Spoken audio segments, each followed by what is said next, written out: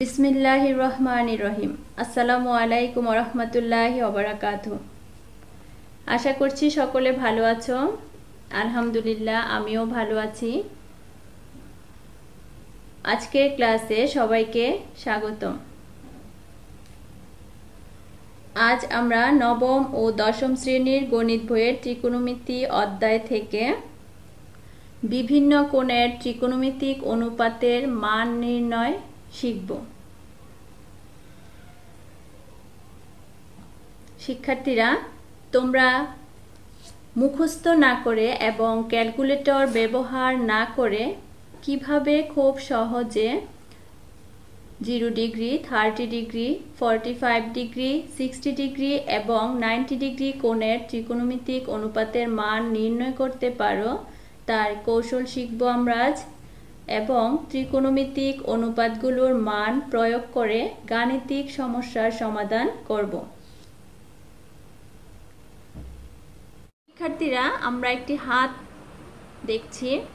হাতের বৃদ্ধাঙ্গুলের দিকটি ডান দিক আর কনিষ্ঠ আঙ্গুলের দিকটি বাম দিক। মনে করো বৃদ্ধাঙ্গুল বা ছোট আঙ্গুলটি 0 ডিগ্রি, তারপরেরটি 30 ডিগ্রি, তারপরেরটা 45 ডিগ্রি, তারপরেরটা 60 ডিগ্রি এবং কনিষ্ঠ আঙ্গুলটা হচ্ছে 90 ডিগ্রি। আবার আমরা জিনিসটা লক্ষ্য করি, হাতের বৃদ্ধা আঙ্গুল 0 ডিগ্রি, এরপরেরটা 30 ডিগ্রি, এরপরেরটা 45 ডিগ্রি, এরপরেরটা 60 ডিগ্রি আর সর্বশেষ কনিষ্ঠ আঙ্গুলটি হচ্ছে 90 ডিগ্রি। শিক্ষার্থীরা, প্রথমেই হাতের আঙ্গুলের এই সিকোয়েন্সটা অবশ্যই মুখস্থ করতে হবে, যে বৃদ্ধাঙ্গুল 0 ডিগ্রি, এরপরেরটা 30 ডিগ্রি, এরপরেরটা 45 ডিগ্রি, এরপরেরটা 60 ডিগ্রি, এরপরেরটা 90 ডিগ্রি। আরেকটা জিনিস আমরা লক্ষ্য করি যে 0 কে রুট করলে আমরা পাই 0, 1 কে রুট করলে পাওয়া যায় 1, 2 কে রুট করলে পাওয়া যায় √2, 3 কে রুট করলে পাওয়া যায় √3, 4 কে রুট করলে পাওয়া যায় 2। এখন আমরা সাইন থিটা মানের জন্য কি করব? সাইন থিটা মানের জন্য আমরা √θ এর ডান পাশের আঙ্গুল সংখ্যা ডিভাইডেড 4 এটা ব্যবহার করব। অর্থাৎ সাইন থিটা ইকুয়াল √θ এর ডান পাশের আঙ্গুল সংখ্যা ডিভাইডেড 4। আমরা যদি সাইন থিটার জন্য এটা ব্যবহার করি, তাহলে মনে করো যে আমরা সাইন 30 ডিগ্রির মান বের করব। সাইন 30 ডিগ্রির মান যদি আমরা বের করতে চাই, তাহলে সাইন 30 ডিগ্রি ইকুয়াল কি লিখব আমরা? 30 ডিগ্রি। 30 ডিগ্রির ডান পাশের আঙ্গুল সংখ্যা, 30 ডিগ্রির ডানে একটি আঙ্গুল আছে, তাহলে আমরা লিখব যে √1 ডিভাইডেড 4 ইকুয়াল 1 ডিভাইডেড 2, কারণ 1 কে রুট করলে 1, 4 কে রুট করলে 2, সুতরাং সাইন 30 ডিগ্রির মান 1 ডিভাইডেড 2। অনুরূপভাবে আমরা সাইনের অন্যান্য মানগুলো বের করতে পারি, যেমন সাইন 0 ডিগ্রি। 0 ডিগ্রির সময় আমরা কি করব? সাইন 0 ডিগ্রি, 0 ডিগ্রির ডানে কোনো আঙ্গুল সংখ্যা নেই, সেজন্য আমরা লিখব √0 ডিভাইডেড 4 ইকুয়াল √4, কারণ 0 দিয়ে 4 কে ভাগ করলে 0 হয় আর 0 কে রুট করলে পাওয়া যায় 0, সুতরাং সাইন 0 ডিগ্রির মান হচ্ছে 0। তারপর সাইন 45 ডিগ্রি। 45 ডিগ্রি, 45 ডিগ্রির ডানে আছে দুটি আঙ্গুল, তাহলে 45 degree equal √2 divided 4 equal √1 divided 2 equal 1 divided √2, সুতরাং সাইন 45 ডিগ্রির মান 1 ডিভাইডেড √2। তারপর সাইন 60 ডিগ্রি। সাইন 60 ডিগ্রি যদি আমরা ধরি, তাহলে 60 ডিগ্রির ডানে হচ্ছে 3টি আঙ্গুল, তাহলে আমরা লিখতে পারি যে √3 ডিভাইডেড 4, সুতরাং সাইন 60 ডিগ্রি ইকুয়াল √3 ডিভাইডেড 2। এবং সাইন 90 ডিগ্রি। তো 90 ডিগ্রির ডানে হচ্ছে 4টি আঙ্গুল, তাহলে সাইন 90 ডিগ্রি ইকুয়াল √4 ডিভাইডেড 4, 4 দ্বারা 4কে ভাগ করলে 1, তাহলে √1 ইকুয়াল 1। শিক্ষার্থীরা, আমরা যদি হাতের এই সিকোয়েন্সটা মুখস্থ রাখি এবং সাইন থিটার জন্য আমরা যে অবস্থাটা তৈরি করেছি সেটা মুখস্থ রাখি, তাহলে আমরা খুব সহজেই সাইন থিটার বিভিন্ন কোণের মান আমরা খুব সহজে মনে রাখতে পারবো এবং সমস্যা সমাধানের ক্ষেত্রে প্রয়োগ করতে পারবো। তারপর আমরা কসের জন্য কি করব? কসের জন্য আমরা নিতে পারি √θ এর বাম পাশের আঙ্গুল সংখ্যা ডিভাইডেড 4। কসের অবস্থাটা হচ্ছে cos θ ইকুয়াল √θ এর বাম পাশের আঙ্গুল সংখ্যা ডিভাইডেড 4। তো cos 0 ডিগ্রি ইকুয়াল কি হবে? 0 ডিগ্রির বামে হচ্ছে 4টি আঙ্গুল, তাহলে আমরা cos 0 ডিগ্রি ইকুয়াল লিখতে পারি √4 ডিভাইডেড 4 ইকুয়াল √1 ইকুয়াল 1। সুতরাং cos 0 ডিগ্রির মান 1। অনুরূপভাবে আমরা অন্যান্য কোণের মানগুলো নির্ণয় করতে পারি এভাবে। cos 30 ডিগ্রি, cos 30 ডিগ্রির বামে, 30 ডিগ্রি কোণের বামে হচ্ছে 3টি আঙ্গুল, তাহলে cos 30 ডিগ্রি ইকুয়াল আমরা লিখতে পারি যে √3 ডিভাইডেড 4 ইকুয়াল √3 ডিভাইডেড 2। সুতরাং cos 30 ডিগ্রির মান আমরা পেলাম √3 ডিভাইডেড 2। তারপর cos 45 ডিগ্রি, 45 ডিগ্রির বামে আছে 2টি আঙ্গুল, তাহলে cos 45 ডিগ্রি সমান আমরা লিখতে পারি √2 divided 4 equal √1 divided 4 equal 1 divided √2। সুতরাং cos 45 ডিগ্রি ইকুয়াল 1 ডিভাইডেড √2। তারপর cos 60 ডিগ্রি, 60 ডিগ্রির বামে মাত্র 1টি আঙ্গুল, তাহলে cos 60 ডিগ্রি সমান আমরা লিখতে পারি √1 ডিভাইডেড 4 ইকুয়াল 1 ডিভাইডেড 2। সুতরাং cos 60 ডিগ্রি ইকুয়াল 1 ডিভাইডেড 2। এবং cos 90 ডিগ্রি, 90 ডিগ্রির বামে কোনো আঙ্গুল নেই, সেজন্য আমরা cos 90 ডিগ্রি সমান লিখতে পারি √0 ডিভাইডেড 4 ইকুয়াল √0 ইকুয়াল 0। সুতরাং cos 90 degree equal 0।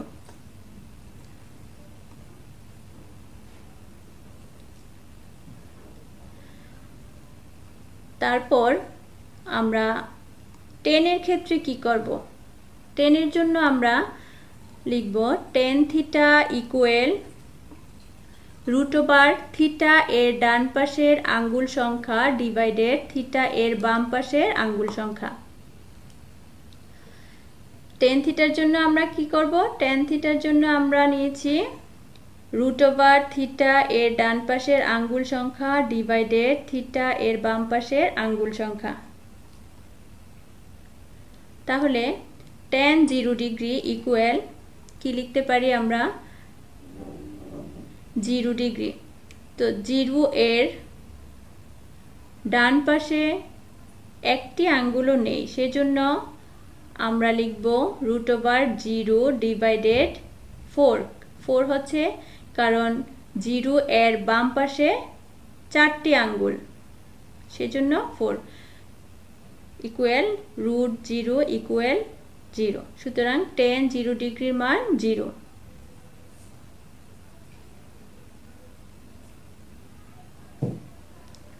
tan 30 degree, 30 ডিগ্রির ডানে আছে 1টি আঙ্গুল আর বামে আছে 3টি আঙ্গুল, তাহলে tan 30 ডিগ্রি ইকুয়াল আমরা লিখতে পারি √1 ডিভাইডেড 3 ইকুয়াল 1 ডিভাইডেড √3। একইভাবে tan 45 ডিগ্রির মান tan 60 ডিগ্রির মান আমরা নির্ণয় করতে পারি এবং tan 90 ডিগ্রি ইকুয়াল কি লিখতে পারি 4√4 ডিভাইডেড 0 ইকুয়াল অসংজ্ঞায়িত। কারণ আমরা জানি শূন্য দিয়ে কাউকে ভাগ করা যায় না, শূন্য দিয়ে যদি কাউকে ভাগ করা হয় তাহলে সেটার মান অসংজ্ঞায়িত হয়। সুতরাং tan 90 ডিগ্রি হচ্ছে অসংজ্ঞায়িত।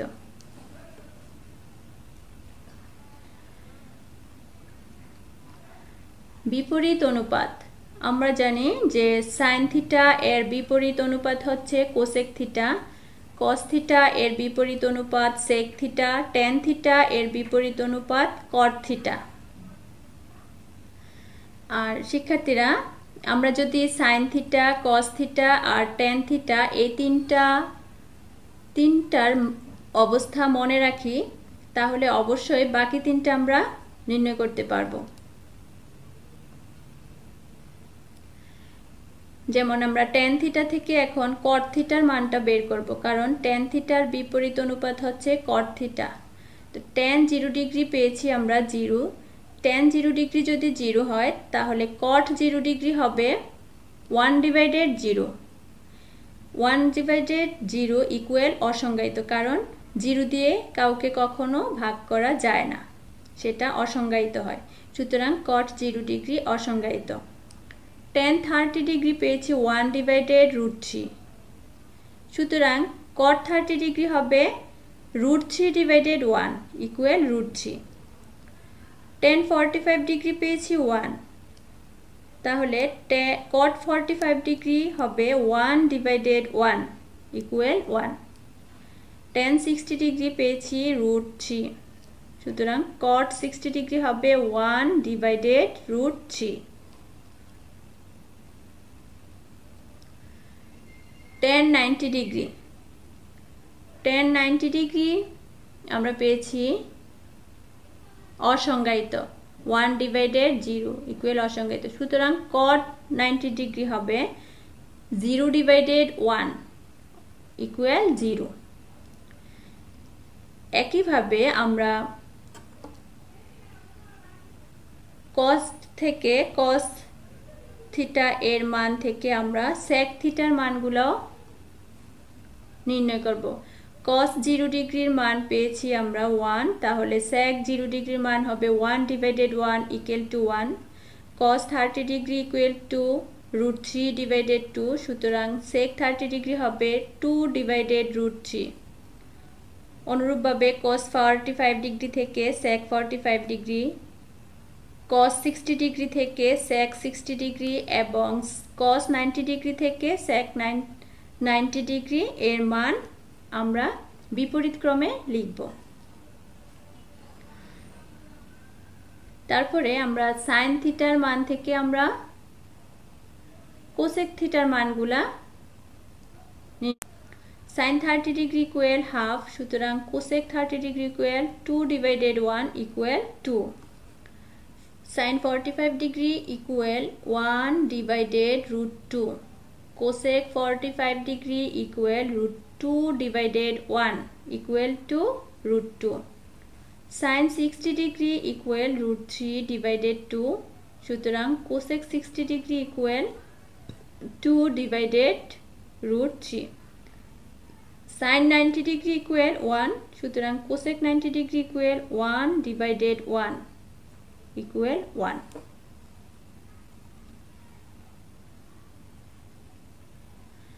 শিক্ষার্থীরা আমরা অবশ্যই প্রথমে হাতের আঙ্গুলের সিকোয়েন্সটা মনে রাখব, তারপরে sin থিটার জন্য আমরা যেটা নিয়েছি, cos থিটার জন্য যেটা নিয়েছি, tan থিটার জন্য যেটা নিয়েছি, তিনটা অনুপাতের জন্য যে তিনটা অবস্থান আমরা তৈরি করেছি সেই তিনটা অবস্থা অবশ্যই মুখস্থ করব, তাহলে আমরা খুব সহজেই ত্রিকোণমিতিক অনুপাতের বিভিন্ন কোণের এই মানগুলো নির্ণয় করতে পারব। এখন আমরা গাণিতিক সমস্যার সমাধান করব। মান নির্ণয়। 60 degree into cos 30 degree plus cos 60 degree into sin 30 degree প্রদত্ত রাশি। তো আমরা এখন sin 60 ডিগ্রির মান বসিয়ে দিলাম √3/2 ইন্টু cos 30 ডিগ্রির মান বসিয়ে দিলাম √3/2 প্লাস cos 60 ডিগ্রির মান হাফ ইন্টু sin 30 ডিগ্রির মান হাফ ইকুয়াল 2 আর 2 গুণ করে পেলাম 4 √3 গুণ করে পেলাম √3 স্কয়ার, তো স্কয়ার আর রুটে কাটা গিয়ে 3 প্লাস 2 আর 2 গুণ করে পেলাম 4 1 গুণ করে পেলাম 1। ভগ্নাংশের যোগ করব। তো ভগ্নাংশের যোগ করতে গেলে আমাদের ভগ্নাংশ সংখ্যার নিচে যে সংখ্যা দুটি আছে, নিচে যে হর আছে সেই হরগুলোর লসাগু করব। হর 4 আছে, এখানেও হর আছে 4, তো 4 আর 4 এর লসাগু 4 দিয়ে 4 কে ভাগ করে 1 দিয়ে 3 কে গুণ করে 3 ওকে 3 প্লাস আবার 4 দিয়ে 4 কে ভাগ করে 1 দিয়ে 1 কে গুণ করে 1, অর্থাৎ আমরা যে লসাগুটা পাবো সেই লসাগুটাকে প্রত্যেকটা ভগ্নাংশের হর দিয়ে ভাগ করব, সেই ভাগফলটা দিয়ে লবকে গুণ করে বসাবো। তাহলে আমরা পেলাম কি 4/4 ইকুয়াল 1। আমরা আরেকটি সমাধান করব।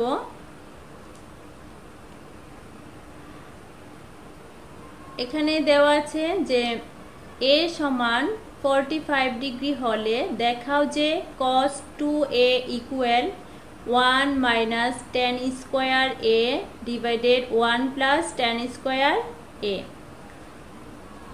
আমরা এখন সমাধান করব।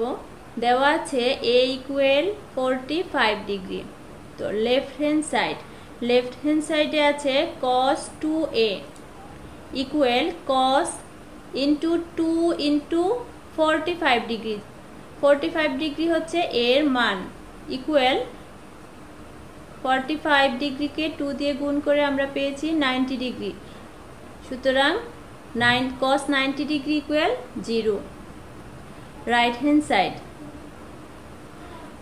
সাইড হচ্ছে 1 minus tan square a divided 1 plus tan square a equal 1 minus tan এর মান যেহেতু 45 ডিগ্রি দেওয়া আছে সেহেতু আমরা এর মান বসিয়ে tan এর উপর স্কয়ার দেওয়া আছে সেহেতু আমরা স্কয়ার দিয়ে দিলাম।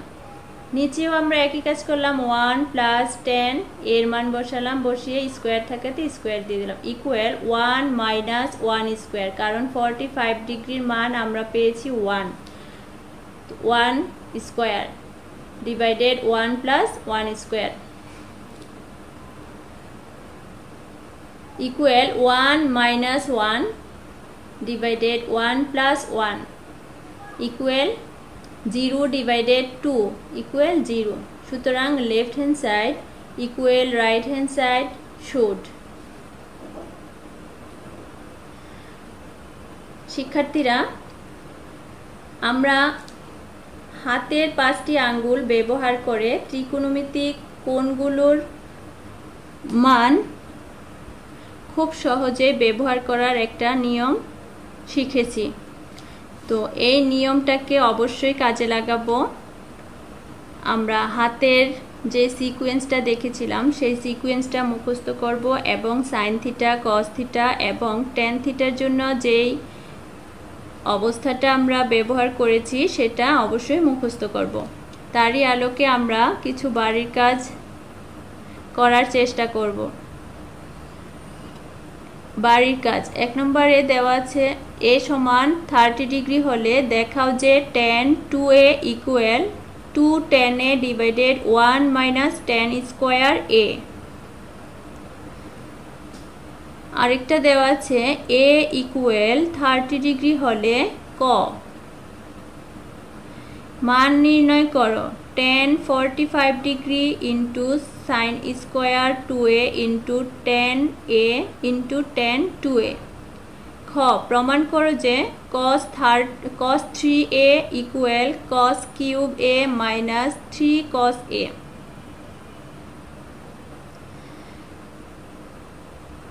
আমরা সবাই অবশ্যই বাসায় বাড়ির কাজগুলো করব এবং গণিত বিষয়টা বেশি বেশি অনুশীলন করার চেষ্টা করব। যত বেশি অনুশীলন করব তত বেশি আমরা সেই বিষয়ে পারদর্শী হব। আমরা অযথা বাহিরে ঘোরাফেরা না করি, বাসায় থাকি। এই মহামারীতে করোনাকালীন যেই স্বাস্থ্যবিধি আছে সেগুলো মেনে চলার চেষ্টা করি। নিজে সুস্থ থাকার চেষ্টা করব, অপরকেও সুস্থ রাখার চেষ্টা করব। সবাইকে ধন্যবাদ। আল্লাহ হাফেজ। আসসালামু আলাইকুম ওয়া রাহমাতুল্লাহি ওয়া বারাকাতুহু।